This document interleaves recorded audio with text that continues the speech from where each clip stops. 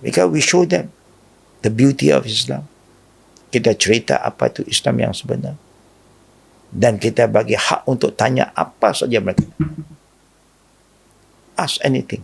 You're right to ask. Kita tak mau orang masuk Islam tanpa ilmu. Bahaya. Sebab itu siapa yang melalui kita, insya-Allah tak adalah pengalaman murtad. Oh ya. Yeah. Dan kes-kes murtad yang kita dengar, saya pun jadi penasihat pada Majlis Agama Islam Pulau Pinang, Majlis Surah, yang diamanahkan untuk bagi nasihat pada orang yang nak murtad. Itulah kadang-kadang saya hadapi di sini di KL ni, yang murtad bukan saudara baru, yang murtad orang yang asalnya Muslim dekat Malaysia. Masih orang Melayu lah. Dia dah hantar sekolah international, semua English speaking. Dah terdedah dengan macam-macam. Dia rasa agama itu tak sesuai bagi dia lagi. Tengok yang lain tu bebas, senang, semua boleh. Orang muda. Dan bila mak ayah dia dah terperangkap begitu, nangis lah. Anak mula-mula dia sembunyi-sembunyi je balik, dia buat ikut suka hati, dia ikutlah mak bapaknya, tapi keluar dia tak buat lagi. Sampai dia berani, dia terus terang. Jangan suruh saya sembahyang lagi, saya bukan Islam. Mana mak tak terkejut. Nak counselling, dia kata boleh. Biasa nak cakap dengan orang yang boleh bahasa English. Dia tak boleh ustaz-ustaz Arab, ustaz-ustaz Melayu ini, dia kata kolot. Ya? Dia ni orang yang bukan faham agama sangat. Okey, kalau English speaking, okey, datanglah jumpa. Salam pun tidak, apa pun tidak. Tak apa. Boleh tahu lelaki ke perempuan? Ada lelaki, ada perempuan. Oh, ada lelaki, ada perempuan. Kemudian? Saya layan. Saya minta mak dia keluar sekejap, bapak keluar. Biar saya cakap dia sekejap. Cakap. Dia kata, I'm a Christian.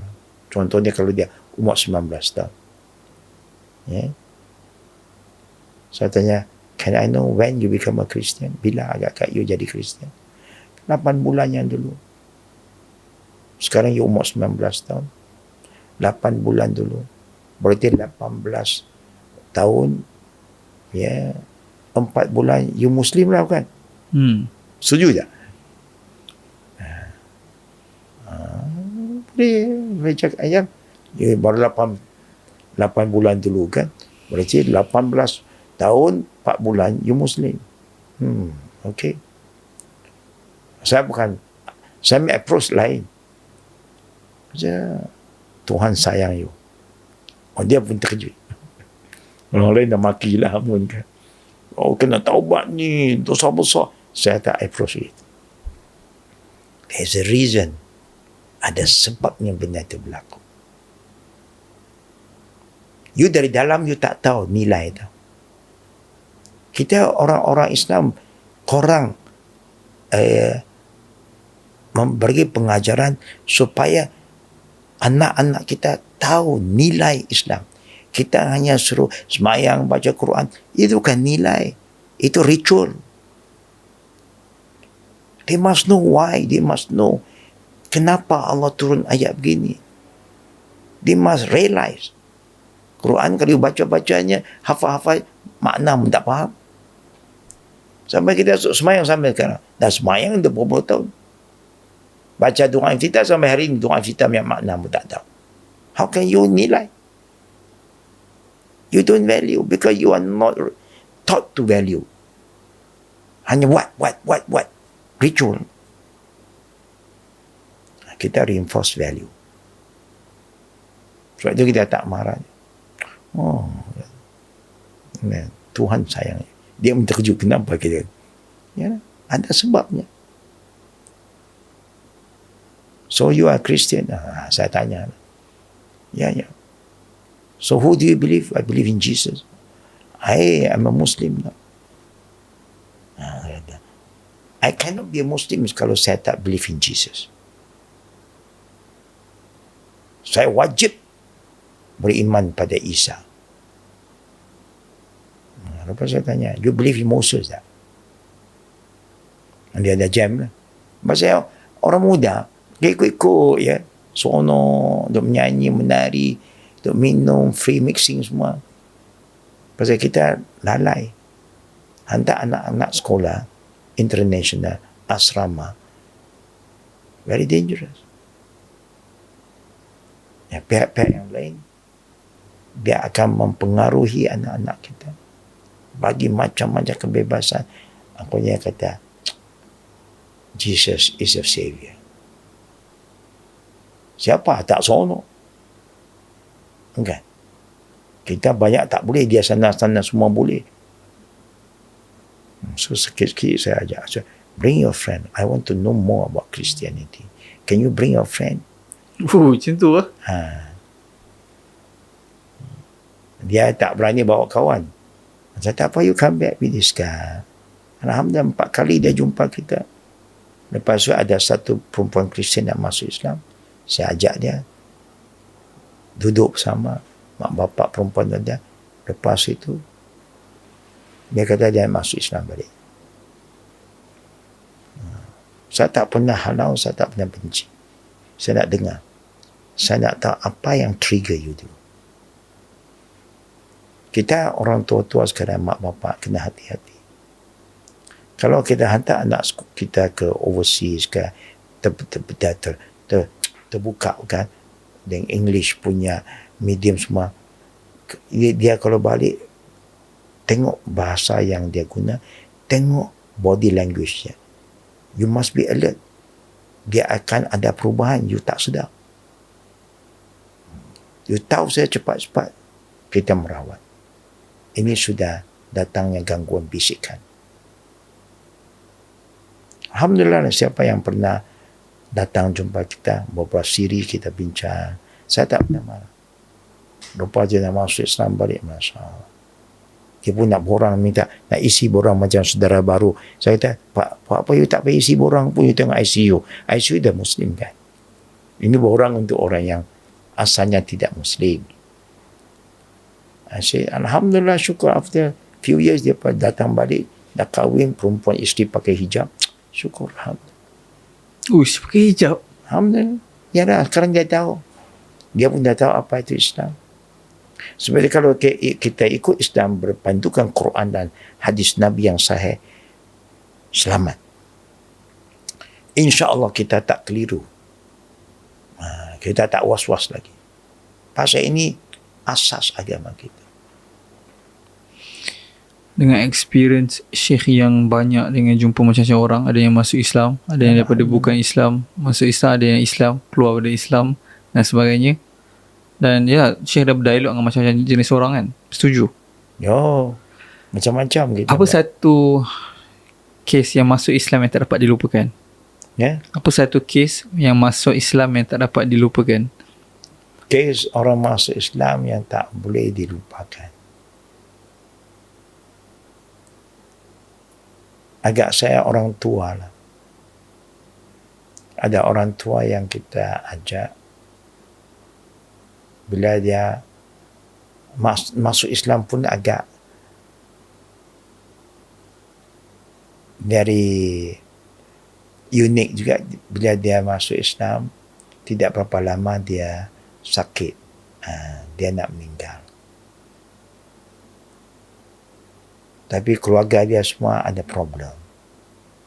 Ya, kerana orang bukan Muslim kadang-kadang. Dia kata, kalau keluarga kami, orang tua kami meninggal, we have to do our part. Kalau tidak, dia takut sesuatu keburukan berlaku pada keluarga. Dia mesti buat sesuatu pada orang tuanya. Jadi, bila orang tua dia sakit, dia pada minta lah kerjasama. Kalau apa-apa burial ikut kami lah. Allow us to handle. Mereka itu dia rasa macam dia punya tanggungjawab. Memang susah kan. Kita takkan nak biar orang tidak Islam nak urus mayat orang Islam. Tak boleh. Akhirnya saya kena nasihat the father, orang tua tu. The best way to overcome this way, you must write a will. Kata ini amanah you. So at least there's some, yang pasal setengah orang masuk Islam, dia tak mau tukar nama. Saya galak mereka tukar. Dia takut mentukar namanya, hilang identitinya. Sebab dulu orang masuk Islam, you tak boleh letak nama asal you. You kena ada nama Islam penuh.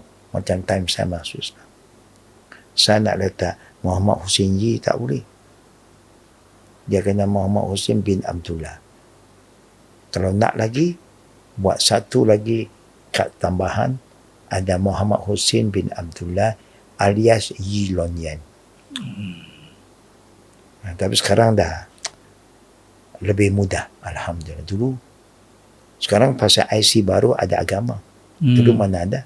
Oh ya. Yeah. IC baru tengok ada agama. Betul, ada agama. Dulu tak ada.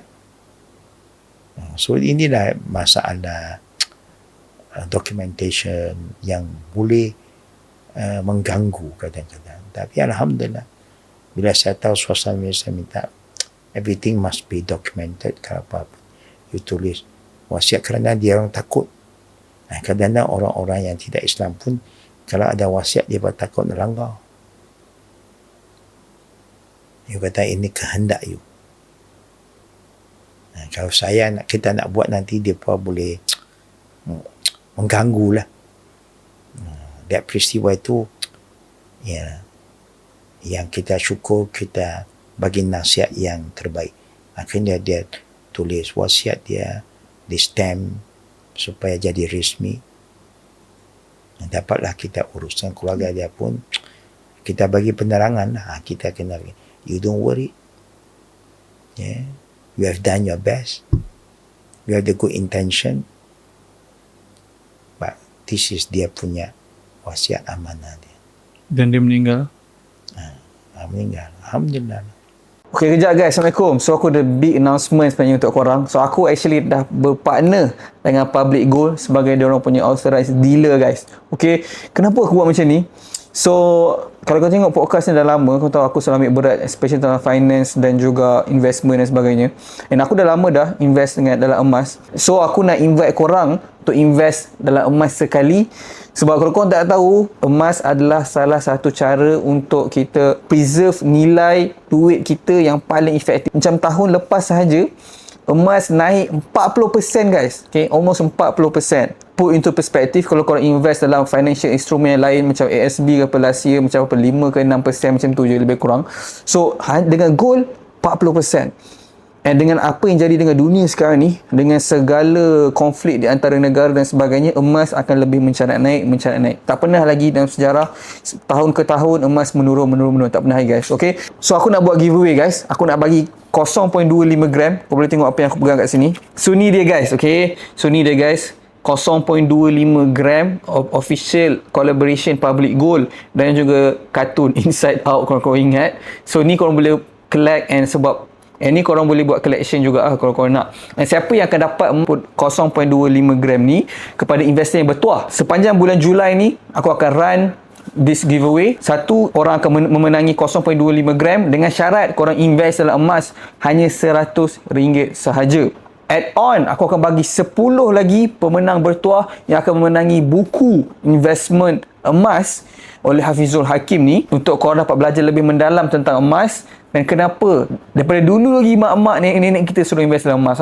Inilah dia guys, sistem simpanan yang tak akan pernah bocor dan ada nilai sebenar. So aku nak invite korang semua join Team Emas UCAS, sebab aku percaya yang pertama sekali, simpanan emas ni bukan untuk orang kaya je. Yang kedua, semua orang layak untuk menyimpan emas. Dan finally, aku percaya ilmu kewangan ni bukan untuk disimpan, tapi untuk kita kongsi sekali sama-sama. So kenapa korang kena selain berpeluang untuk menangi emas percuma ni, sebab bila korang join team ni, tekan link kat bawah, korang tak akan dibiarkan seorang-seorang. Korang akan dibimbing, ditunjuk ajar step by step. Mudah je guys, tekan link Telegram di bawah, join sekarang. Korang boleh terus start buat investment bersama Public Gold serendah RM100 sahaja. Dan sebagai penghargaan untuk bulan Julai ni, 10 orang, macam aku cakap, dia akan menang buku bestseller Traveller emas, dan satu orang yang bertuah akan menangi 0.25 gram emas. So bayangkan guys, korang beli emas RM100, korang ada berpeluang untuk tambah 0.25 gram lagi. So guys, jangan tunggu lagi, start sekarang. Tahun lepas je 40% naik, tahun ni kita tak tahu lagi total akan berapa. So klik link kat bawah, jumpa kat dalam, mulakan perjalanan emas korang hari ni.